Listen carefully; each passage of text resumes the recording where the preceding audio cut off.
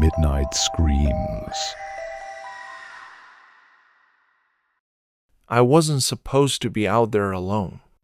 That's what the training officer told me anyway, when he handed me a laminated packet labeled Temporary Lookout Dry Season Protocol and slapped my shoulder like I'd just volunteered for something heroic. The Smokies were seeing their driest July in over a decade. Creeks pulled their ribs close and went quiet. Leaves crisped at the edges. Even the rocks felt warm to the touch if you sat with them past noon. We'd had 2 lightning-spark spot fires already, both killed quick by crews who humped hose-up trail with that zero-complaint look that comes from doing it too long. "Camera's yours," he said. 2 weeks straight, you'll do fine. You hike to the Mount Camera lookout from Cosby Low Gap up to the AT. And along Camera Ridge, a bright bone path laid on thin soil, then a spur trail out to the stone octagon the CCC laid in the late 30s. The old guys like to talk about it, how they hauled sand by mule and water by hand, how the stones don't fit so much as interlock, how the windows look east like eyelids, how when it storms, the place feels like a ship in a gray bottle. There's a USGS brass cap set in the rock a few yards south of the porch, scratched with boot heels and weather, stamped with the elevation, 4,928, sharp enough to catch a glint at noon.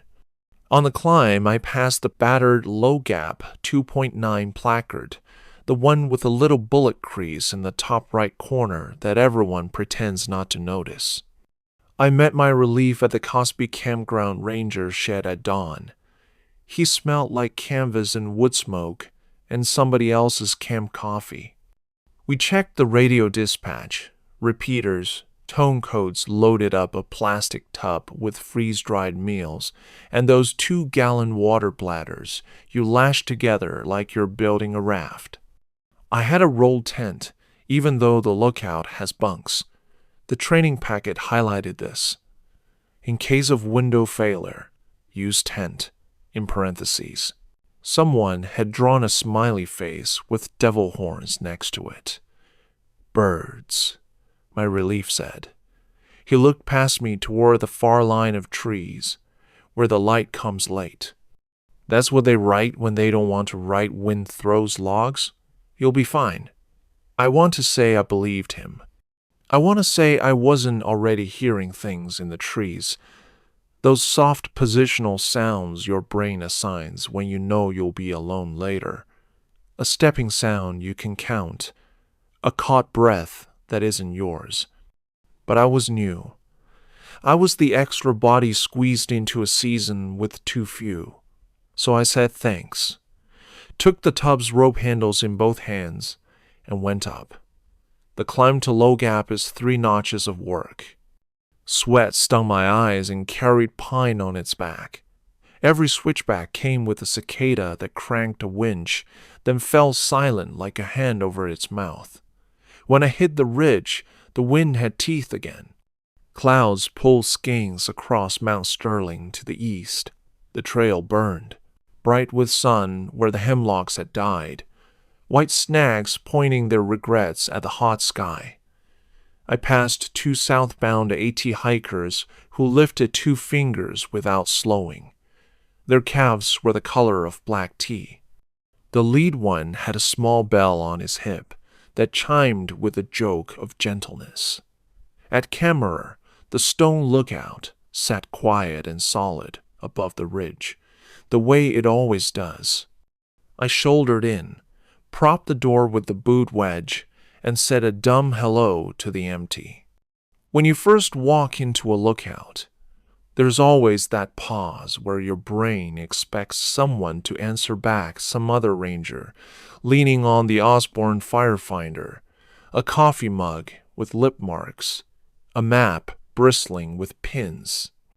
This one had the finder centered, the glass cleaned so thoroughly you almost doubted it, the azimuth ring catching light.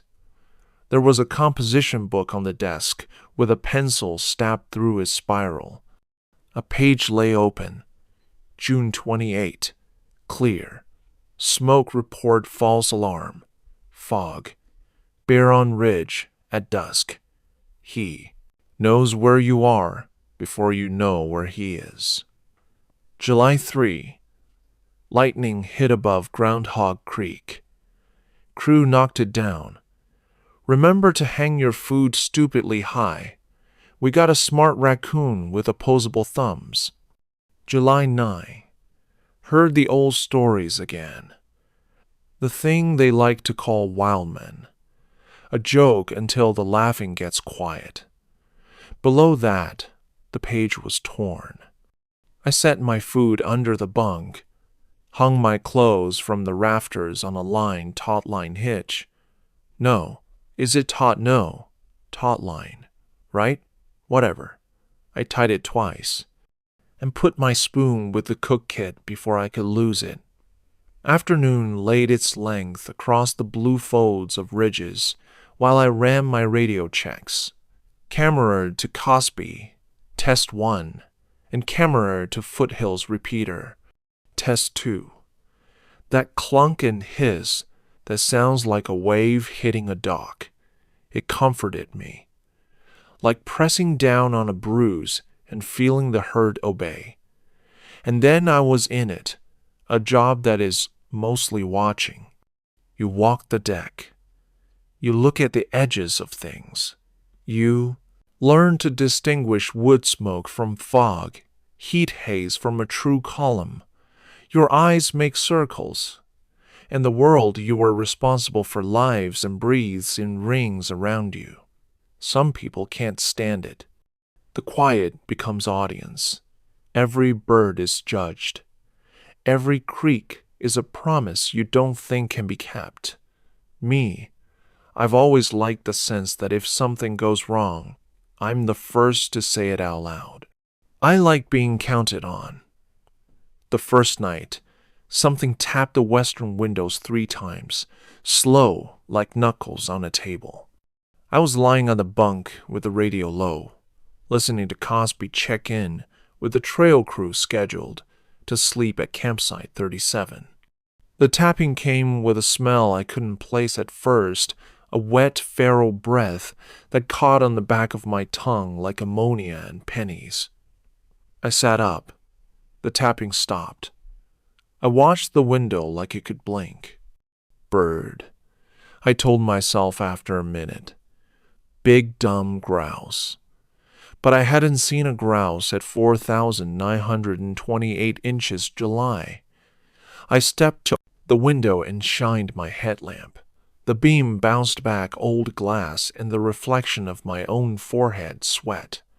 Beyond that, the decking planks and the stone guard wall and the scrub of mountain laurel. And beyond that, the helter-skelter black of forest that understands all your shapes and wants nothing from them at all. I wrote the smell down in the log. There's a story in the Smokies you hear if you hang around the old radio guys and the Sawyers. It changes with the teller. Some use a whisper, some use a laugh, and never look you all the way in the eye when they do.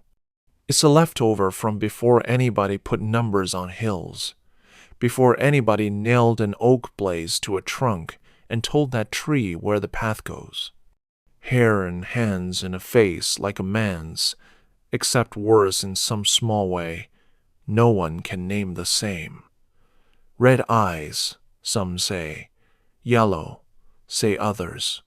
A sound like a barn door unpinning itself in a storm.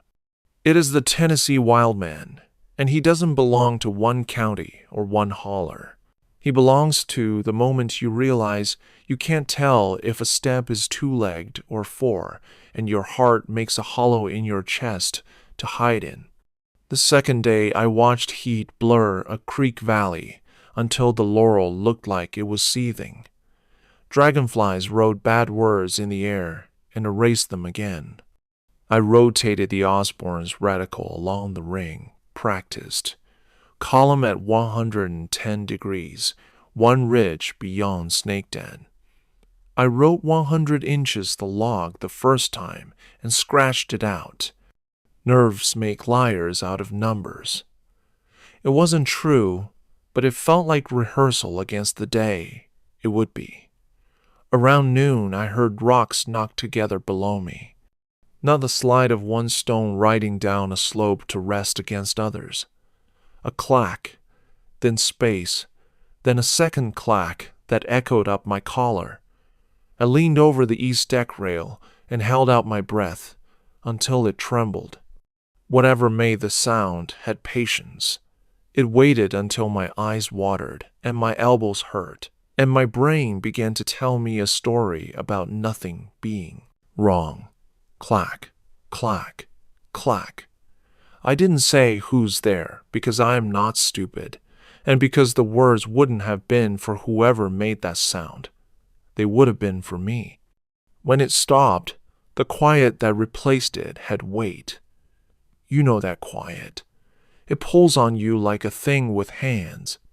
I scanned the slow black birch, dead hemlock anniversaries, the scrollwork of the trail where it curls around sandstone. Twice I had that old mischief of sight where you think a gray trunk turns its head. 3 times I imagined dark hair where there was shadow. And once, just once, the shape of a shoulder sliding behind a laurel as if it didn't mind being seen enough to hurry. I wrote that down too. The 3rd day, I found the spores. Down past the porch, where the stone meets soil, something had pressed the dirt into an idea of a foot. If I were telling this to you at a bar instead of writing it into a report I've edited 20 times, I'd cup my hands and say it like this, splayed, wide, with the impression of a big toe that might not be a toe so much as a blunt wedge. The heel didn't end where I expected it to. It bled imperceptibly into the rest of the ground, like weight does when it's careful. And there were more prints than one. One aimed toward the porch and stopped short of the stone. One moved along the edge and turned away. You learn quickly what a bear looks like when it puts its front feet down and then its hind feet into the same holes. You learn the signature of a deer's careful twist. This was neither. It was almost a person, except that my body rejected the idea, and I felt that small speed of sweat find the small of my back and sit there, unsure what to do next. I took a photo with my phone, and the glass made the dirt disobedient. It looked like nothing. I pressed my own boot alongside for scale. The print outpaced me by length and width. You'd need to be a linebacker with a history of turning over your ankles to make it. Back in the lookout, the composition book waited. I flipped to a fresh page and wrote slowly. July 12. Possible tracks below the east deck. Not bear, not cat, not human, or not sober. Stone knocking at midday. Smell last night. Ammonia. Metal. I know the stories. I am not drunk. I almost added. And I am not trying to make friends in my own head. But the pencil looked dumb with that sentence, and the words felt too hard. That evening, Cosby radioed in a smoke report from a day hiker near Madron Bald, called in as a high, thin column not moving, and most likely someone's hot grill. Dispatch asked me to take a look. I stepped to the finder and spun the ring to the collar's bearing, then rotated back toward where the column would be if it were real. My finger walked the topo, ridge to ridge. There, faint as a breath over a bottle mouth, just the lightest tint in the air. If you've never done it, you don't know how your brain tries to excite itself into seeing smoke when there's only heat. But after a minute, the tint held steady, narrow, true. I radioed. Camera to Cosby, possible column due north-northeast, about 8 miles. One ridge past Snake Den, narrow, white, could be moisture. Copy camera. Will ping Greenbrier. Copy, I said. I almost mentioned the rock clacks. I did not. While I watched the column, something moved in the foreground. It was nothing, then something, then nothing again. A shape in the shape of a man, half the slope closer than I wanted. It stood exactly as still as a person does when they know they will be seen if they rock forward. If a deer freezes, your eye reads it like a piece of grammar in the sentence of the wood. If a person freezes, the wood becomes stage. This fixed itself right at the border of those two ideas and refused to belong to either. I felt my throat remember how to close, and I said, without touching the radio, "You're too close to a federal structure." And the shape, if it had a head, turned it. There are distances in these mountains that have a moral to them. The space between you and a rattlesnake, for example, where the animal will be what it is and you will not change that simply by wanting. The space between you and a thing like this was not one of those. It wore motives. By the time I found the cheap bravado to lift my binoculars, it was gone. Only the laurel held the thought of its passage, those leaves that bounce once and then, with great care, bounce again. The radio hissed. Greenbrier confirms column near brush pile on private land. Abated. Good eyes, camera. I said thank you and felt like a man doing ventriloquism with a full glass of water. That night, the stones came. Not pebbles, stones. Some big enough to sound like they had stories in them. They hit the stone guard wall below the deck and sang with that ignoble note only struck objects can manage. One skittered across the deck plank and impacted the door, with a thunk that shook the bolt. I turned off my light and stood with my hand on the radio as if it were a friend's shoulder. Outside, the wind didn't move. Cicadas quit. If I had stayed still, I think it might have ended differently. If I had simply been a piece of furniture in the lookout's memory, a man-shaped shadow that breathed within limits and chose to honor those limits like a good guest, maybe the thing would have tired. The thought would have evaporated, and I would be writing about the time kids got frisky on a ridge. But something in me, something that remembers being a boy in the dark woods with a stick you have decided is a sword, picked up the flashlight. It clicked in my hand and threw a cone of weak yellow at the windows. I stepped to the door. "Don't," I whispered to myself. I opened it anyway. The smell made me step back against the table. I could taste it in my eyes. There's a stink the hog farms put up sometimes. When the wind drives their belly toward town, there is a stink when the creek pulls back in August and leaves what it was carrying. This was both, and something sharper, like a jar, left uncapped for years in a shed. The deck lay empty, then not. It's a trick of old light. Your brain pulls the slow photograph in and says there's nothing, and then it adjusts, and something is there after all. A forearm against stone, a trailing hand, hair matted with leaf chaff, arm length wrong and muscular in ways that misname themselves in the eye. The hand, okay, it was a hand. There is no other word that has fingers curled against the stone rail. Toenails, not claws, clicking once has weight transferred. It moved without hurry and with purpose, and it looked, which is harder to describe than it sounds. There is looked at, and then there is looked into. I say it looked into because I could feel the idea of myself 10 paces behind me, where my spine meets something that isn't bone, and it seemed to examine that, instead of the meat I haul around to move it from place to place. "Hey," I said, failing both of us. It withdrew the hand and gave me a sound that didn't carry. No grunt, no scream. More like a breath refusing to be born. The odor lifted and fell like an animal settling. I moved backward and closed the door slow, like you do with a sleeping child.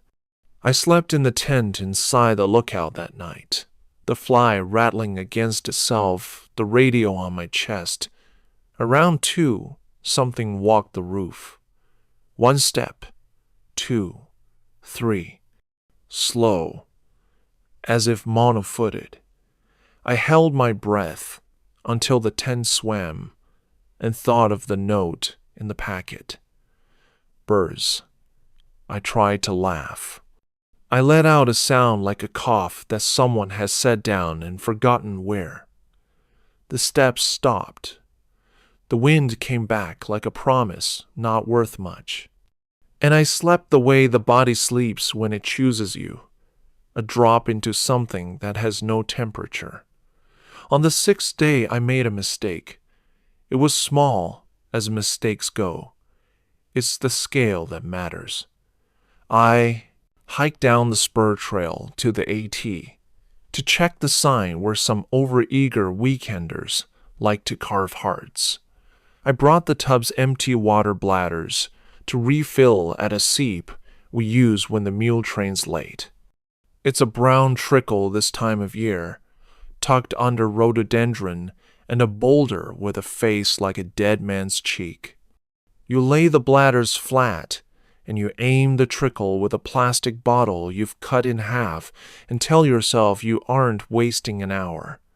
I found the bladders moved when I came back up, just a little. The kind of little you could write off if you were in town at a picnic and a gust came and you were telling a story you wanted to keep telling. But up there, where every mouthful of water is an act of faith and planning, you pay attention. Then I saw the line. It ran from the deck, across the bare spot where visitors stand to take pictures, and down the start of the spur trail. It wasn't rope. It was bark. Something had stripped long skins from a poplar and braided them loosely, the way old men braid string when they explain knots to boys who aren't listening. The braid was hung in a lazy drape from laurel stems and pinned at intervals with sticks placed like picks for a guitar you do not know how to play. It formed a waist-high guide that split the air and tugged your eye along it, like a sentence your mind starts finishing without permission. I followed it 10 paces before I understood what I was doing. "No," I said out loud to a day without clouds. "No, sir." I cut the braid with my pocket knife and coiled it meanly and tossed it off the slope. The forest took it with a shrug. Back inside, my spoon was gone. I stared at the spot on the desk where I'd left it, the cook kit lid reflecting my face back at me like a bad idea. It was just a spoon, steel with a bend in the neck from some previous life. It was also the one piece of comfort I had been careful enough to control. I searched the obvious places, then the dumb ones, then the places that made me mad at myself for even thinking of them. Nothing. I ate dinner with a tent steak, washed the steak in a guilty way, and put it next to the cook kit where the spoon had been, as if that could undo the part where I'd been played with. That evening, I heard a man speak below the deck. I couldn't make out words. I couldn't tell if it was English or another thing entirely. It rose and fell like a human voice rises and falls when it tells a story to itself to see how it sounds. I pressed my ear to the floorboards and felt the vibration come through bone, not deep, not growled, thin, an idea of a voice. I waited for the shape of a sentence to present itself, and when it didn't, when the cadence stuttered and found itself again and repeated a rise that felt memorized rather than understood, the kind of fear I associate with hospitals and sirens came to sit cross-legged behind my heart and put its hand in my chest cavity and wriggle its fingers around until I could taste brass. The voice stopped. The breath on the other side of the deckboard did not. I did not sleep that night. I sat at the finder and traced azimuths with the dead radio in my lap. Dead. Because the battery had died, and my spare had been left in the tub, and the tub was set just outside the door, and I could not open the door without doing something. To myself I do not have a word for. There are things a person can do to prove to themselves they are still the owner of their body. You can clap. You can sing. You can slap the side of your own face. You can put your hand on your own sternum and push until you cough. I did none of these. I watched the rings spin under my finger and thought, absurdly, of how many men had laid hands on this glass circle before me, eyes narrowed against smoke, hearts beating with weather instead of whatever this was. At first light, I opened the door. The tub was upright. The rope handle had been retied. It was a knot. Recognized, because it was a knot I tie when I am in a hurry and think I will fix it later, and then never do. It wasn't mine. It was mine badly attempted. 2 turns instead of 3. The difference had the taste of mockery. Down the slope, halfway into the laurel, hung the spoon. It had been threaded through the bark braid I'd cut and thrown, and it hung like a charm, a little sun laughing to itself when the wind found it. I had the thought, sharp and single, that if I stepped down there to get it, the laurel would close and the smell would open and I would be in a different part of the story. I stayed where I was and let the spoon hang and felt like I had been asked a question I had failed even before I tried to answer. I made my call for relief at noon. It wasn't supposed to happen for another 4 days. There is a rhythm to these things and you don't break it unless the break buys you something you can defend later. I used the professional voice. I kept my nouns clean. Camera to Cosby. Go ahead, camera. Requesting early relief. A small pause. Medical? I could hear the pen dispatch was already holding. Fatigue, I said. Hydration. Another lie prepared itself, lined up behind that one. And I didn't have to pull it because the pen noise changed. Copy. We'll send CREW to the trailhead. ETA 1,600. Your relief is Waller. Waller had a scar through his eyebrow that made him look like someone you shouldn't borrow from. He laughed like an old pot. He was superstitious in the way only a man who's been right about more than he can prove will be. I breathed out and felt my chest respond like a crate that's been untied. Copy, Cosby. I'll meet Waller at the spur sign. The thing below the lookout.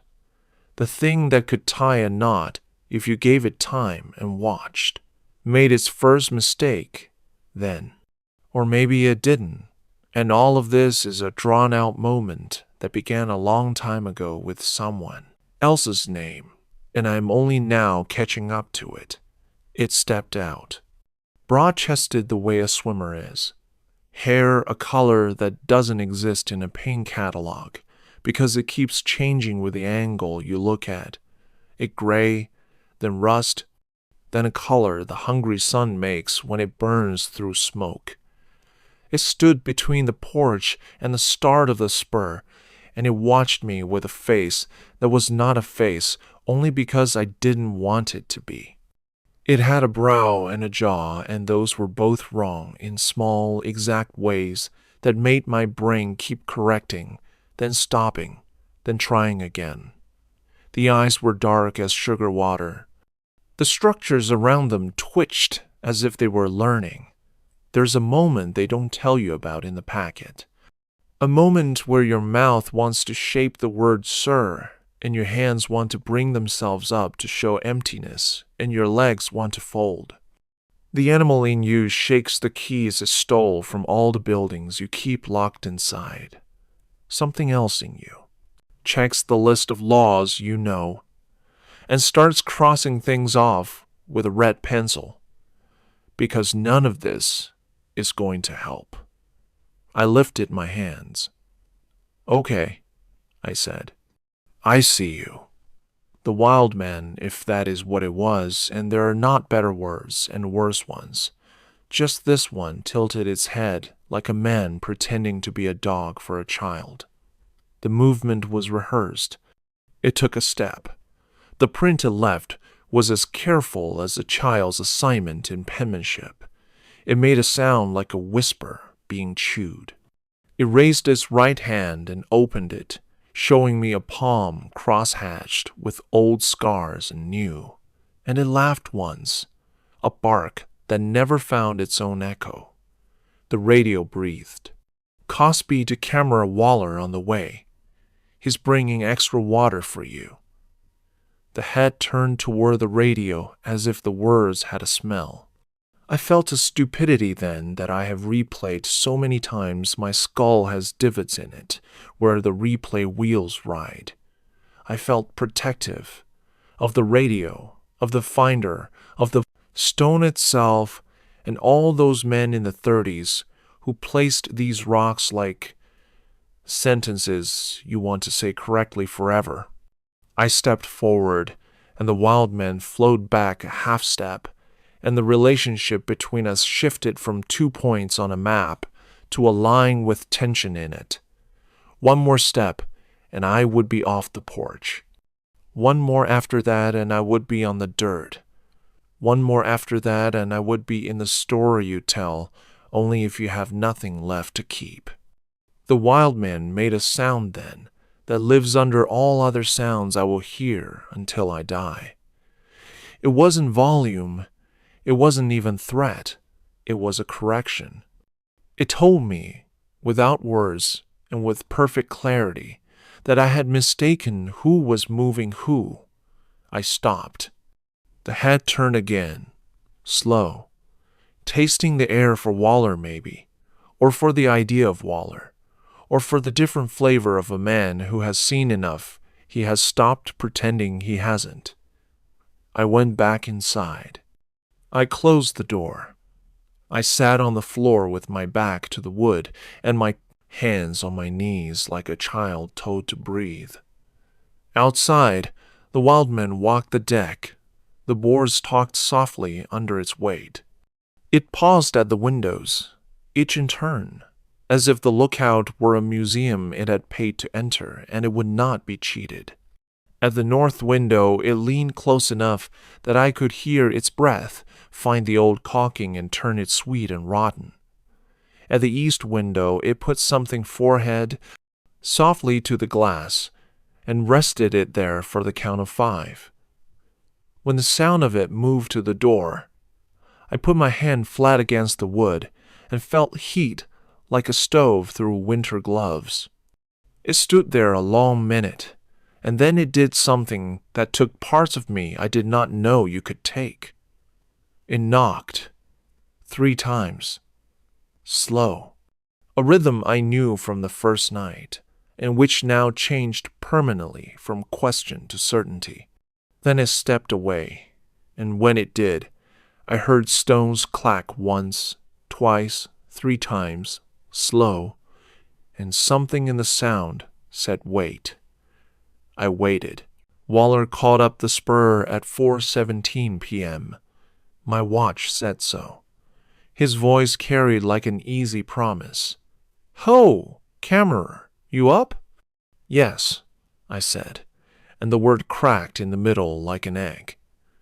He came up with a grin and 2 red jugs, and a look that said, I was not the first man to look like this. He set the jugs down, let out a breath through his nose, and turned his head in that birdish way he has. You smell that?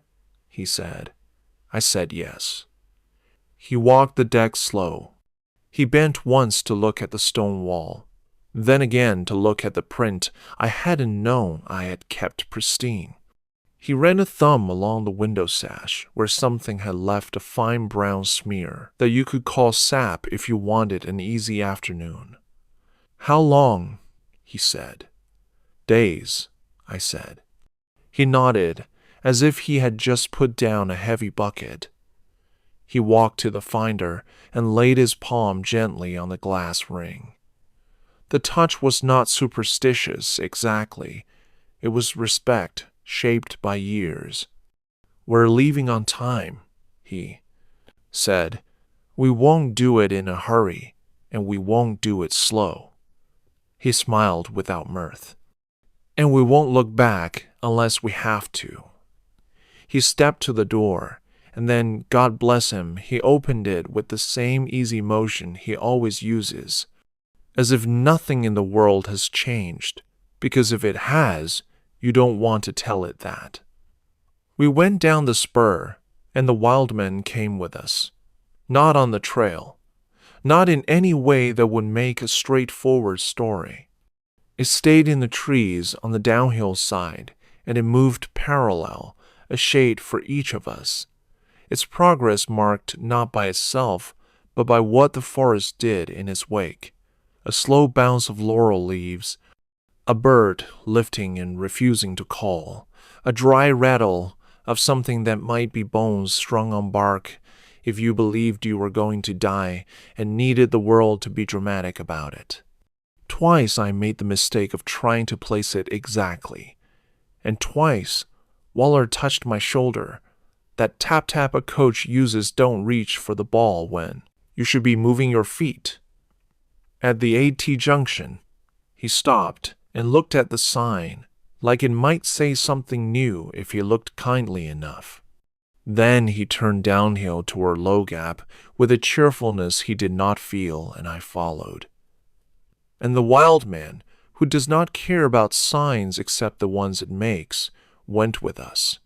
When we reached the first switchback cut into the slope where the bench is wide enough for 3 men to walk abreast, we heard rocks move in the gully below.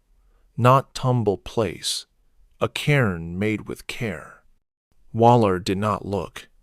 He said, instead, a sentence that I have thought a lot about since, and which has nothing in it except what it says.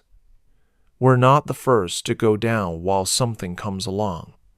He meant in history. He meant in afternoons. He meant in the lives you live in your head when the body is busy.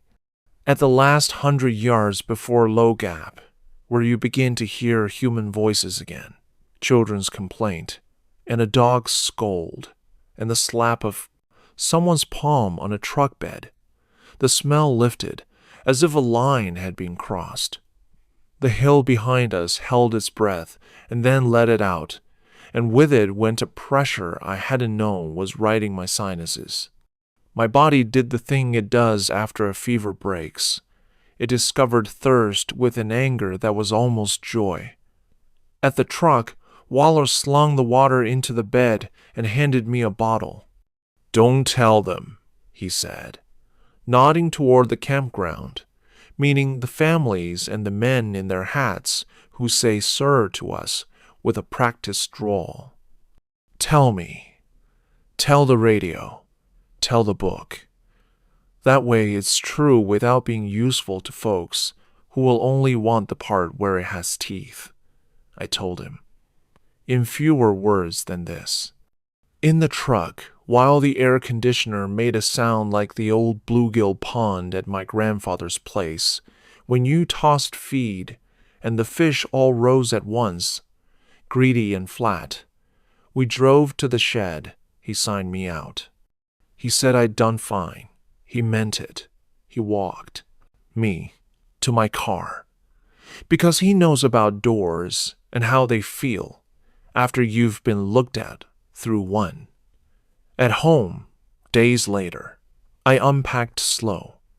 The world had edges again. The shower made the good sound when it hits the back of your neck, and you put your hand against the tile and remember that you used to believe in walls. I emptied the plastic tub onto my kitchen table. The tub's rope handles still wore that two-turn knot. The tent stake was in there too. It still smelled faintly like scorched ramen water from the night I played it off as a spoon. When I reached the cook kit, I found my spoon. It had fused to the bottom of the pot. I must have kicked it into the fire my first night. No, my second? And fished it out and set it down and planned to scrub it proper, and then forgot, like boys forget to write their grandmothers, and then convinced myself it had been taken to make the story better. The steel had gone dull and blued, and then welded itself to the thin aluminum like a silver, leaf pressed to a cheap coin. I held it in the light and laughed once and felt tears rise, and then I laughed again, because that was the correct response, ridiculous as it was. On the back of the composition book, because I'd brought it home without asking, and Waller would have rolled his eyes and said, "Just bring it back next run," I wrote this, because the brain likes to have forms, and I am no different. July 21. Relief complete. Possible wildman encounter. Rock knocks, smell, tracks, vocalization, mimicry, structure, deck contact, window contact, visual at 27 meters, daylight, no precip. The object demonstrated curiosity, patience, a sense of rehearsal, no overt aggression unless you call being rearranged aggression, which I do. It was nearly midnight when I finished. I turned off the kitchen light and went to my small bedroom and lay on sheets that smelled like the detergent aisle at the store where the checker says, "You take care now," in a way that makes you believe her. The street outside my window had one working lamp, and it painted a single blade of brightness across my closet door. I counted my breaths to 13 and backed down, something an old SAR guy taught me when the questions won't stop asking. At 1:13 a.m., my phone buzzed. I didn't pick it up. No good thing calls at 1:13. It buzzed again at 1:14, a little longer, like a friend trying to decide if they should insist. I let it go. In the morning, I listened to the voicemails. The first was static, with words in it, if you're the kind of person who finds faces in wood grain. The second was a breathed talking sound, the intake that precedes speech and never finds it. The third was stones. 3 clacks. Slow. I could have deleted it. Instead, I saved it, and I have listened to it enough, now that I can tell myself. I hear laurel leaves move after the second clack, and that is either true or it is a mercy I give myself.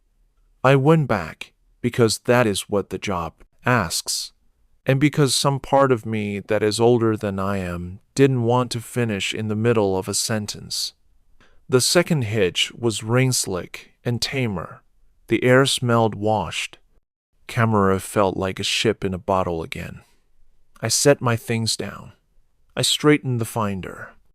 I checked the deck for prints and for the line of bark that might be strung to lead me where I shouldn't go, and for the smell that now divides my life into before and after. Nothing. In the notebook, Waller had left a note in his half-print. July 27. Fog thick as milk. Saw nothing. heard less. You're okay up here. He knows your name now. Don't let that sentence trick you. That night, I slept in the bunk and not in the tent. Rain ticked the glass windows in the rhythm of a clock that never has to be wound. The wind came up at 2, and I woke and lay with my hands crossed over my chest like a boy at church. I listened. I waited for a step, a breath, a clack. What I got was silence, broken once by a whip poor will, and the long sigh of a tree, deciding to give up on a limb it had been pretending wasn't dead. I went back to sleep with a smile I did not own. In the morning, on the east deck, pinned under a small rock with care, lay my spoon, separated from the pot, clean. A bend in its neck where it had always had a bend, testimony to the fact of itself. It caught the sun and flashed the way metal does when it means to tell you it can still choose who to give your face back to. I stood there with the rain gutters chiming and the smell of wet stone and the old fall of leaves in a world that had discovered law again. I put the spoon inside the cook kit and closed the lid and set it on the table. I put my hand on the finder. I breathed. I did my job. Sometimes, after late at night in my apartment, there's a sound at the edge of hearing a roll of something small across something big, an insect caught in a sill, a neighbor's late plate set onto a counter with care. It is nothing. It is not a message. It is the world being itself, while I am myself inside it. But sometimes, not often, just enough, I will put the phone to my ear and play those 3 clacks in the dark, and I will think about the way the bark braid pulled at the air, insisting my eye follow, and I will hold the knowledge that I did not follow the way you hold a rail in a stairwell after nearly falling. And then I will sleep. He is out there still. Male or not, he is simply a convenience. A word with a handle. He is out there when the stone's warm and cool, when the laurel drops its old leaves, when the CCC's careful work interlocks damp in a fog so thick you can chew it. He is not a bear. He is not a man. He is something that wants you to know it could be both in the places the map is thin. And when the ridge burns again, and it will, because the sky believes in matches, he will stand where smoke makes the same column as a lie, and he will watch. He will wait. And if you knock, he will answer. 3 times, slow. With patience, it took him the long way to earn.